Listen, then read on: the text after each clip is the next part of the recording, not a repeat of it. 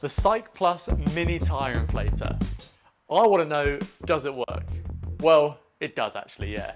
The real question is though, is it better than a mini pump or a CO2 inflator? To begin with, let's see what it comes with first, and then we'll go over how it actually works and how to use it. This is how it came out the box, and to start off with, you basically get your user manual, and this is actually better than I thought it would be.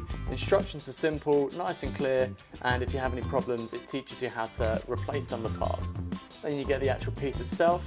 It comes with this nice silicone outside, just in case this gets a little bit too warm. You of course get a charger with it, and then finally you actually get a spare rubber bung so you can keep, if you find you're starting to lose pressure out the sides.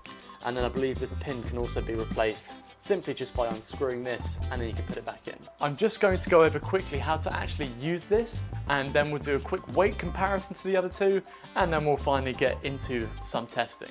How to use here, you're going to press the button once, and that's going to turn the whole device on. To then start inflating, you're going to press it twice, and that should start the machine. So it's quite loud, so if you press it once, and then to stop it, you quite simply press the button again. It's that simple to use. If we start here with the CO2 canisters, you can see with just one CO2, it comes in at 85 grams. And then with two CO2 canisters, it comes in at 148 grams. Then if we compare this to the silicone mini pump here, one of the best pumps, one of the most robust pumps you can buy as well, 149 grams. So very, very similar on the weight. And then finally, the electric pump here comes in very light, just 113 grams compared to the other two. Right now, this is fully charged, and I want to see how many tires it can pump up from full battery. And of course, the tire is going to be fully deflated as well. So what I've done here is I've gone up to a pressure where I think I would be happy to ride this bike. So let's have a look at how many PSI I went up to. Okay, that was only 37 PSI, but it feels pretty tough. Even though it's a 28 mil, it actually measures at 30 millimeters wide, and I'll be happy to ride at that pressure. Well, the first thing I'd noticed on both of these is that actually this here is very warm. I think it'll be fine on most valves, but this one here is glued in, so I'm a little bit worried about the heat there. So let's see where it's got to.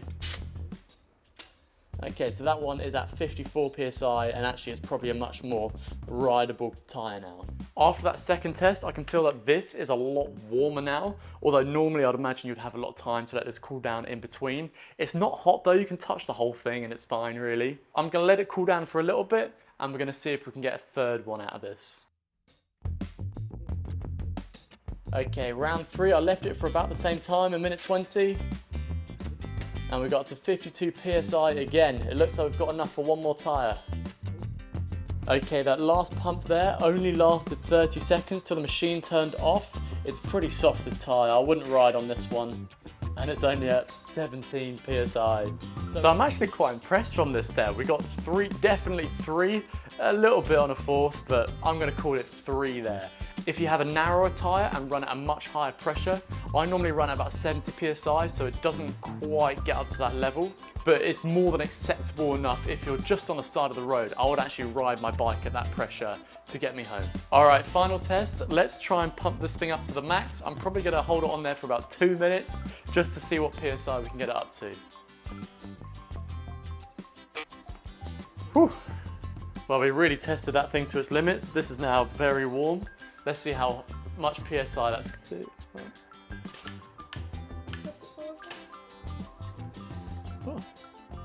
76, that's pretty good. I'd happily ride at 76. If anything's over the pressure that I ride at. So. The heat on this thing didn't actually get too hot either. Like, you could still touch it with your bare hands, even without the silicone. So I thought that was quite good. Like I said though, the valve stem did actually get very warm.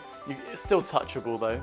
Another thing to note is actually the way that it sucks in air. It actually sucks in air through the USB-C port, and then obviously blows it out into your tyre there. And finally, I was actually quite impressed on the seal. You don't need to screw anything in, you just squeeze it on, and actually the seal around the valve works really, really well. Right, so now that we've completely emptied the tank on this thing, we can talk about charge time, and they rate the charge time to fully charge it, it's about 20 minutes.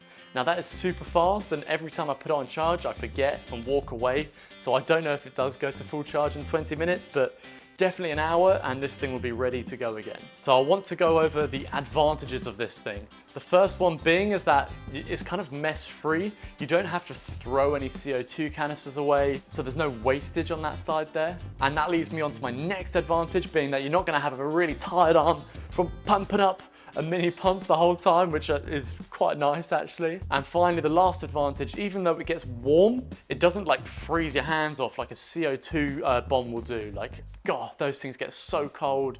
And sometimes you unscrew it and it pulls the valve off. None of those problems here. It's just quite a very clean way of doing things. The final advantage I would give this is that it fits in your pocket really, really nicely. I know the other two are small enough as well, but in terms of dimensions, this, I mean, you hardly even notice it's there. That now brings me on to my disadvantages. So the disadvantages I think of this, the main one is gonna be if you forget to charge it. The good thing about the mini pump and the CO2 canisters is that they're gonna work all of the time, no matter when. So you can just leave them for however long. But if you maybe put this in your saddlebag and you forget to charge it, when it comes around to needing it, it might have maybe halved in the amount of juice that it's got left in it. I actually don't know of many people that have had any of these fail on them. It feels really robust, so it's a really nice positive from this thing, but I don't know how long it's gonna last. Like I said, that pump gets hot. If you're watching this video from a year on from now, feel free to drop me a message and I can give you an update to let you know if it's still working. So let's conclude this whole thing up. And as a concept, I actually really love this thing. I think it works very well and I've enjoyed using it. Whether it's going to be for you or not, I actually think depends on how often that you puncture. If you don't puncture very often at all, then I think there's a good chance you're just gonna forget to charge it and it might have no juice the next time that you go to use it. If you're on the other end of the spectrum and you puncture loads and loads and loads and you're sick of hand pumping stuff up, then I think this is brilliant because good chances once you've used it, you're gonna go home and you're gonna remember to charge it. I think that this sits in the middle of the two purely because if you compare it to the CO2, there's nothing to throw away here. It pumps up very quickly, not as quick as the CO2 would, but it can get it to a very similar pressure. On the other hand, when you compare it to a hand pump obviously you get infinite amount of pumps, whereas CO2 you only get the one or however many you take with you.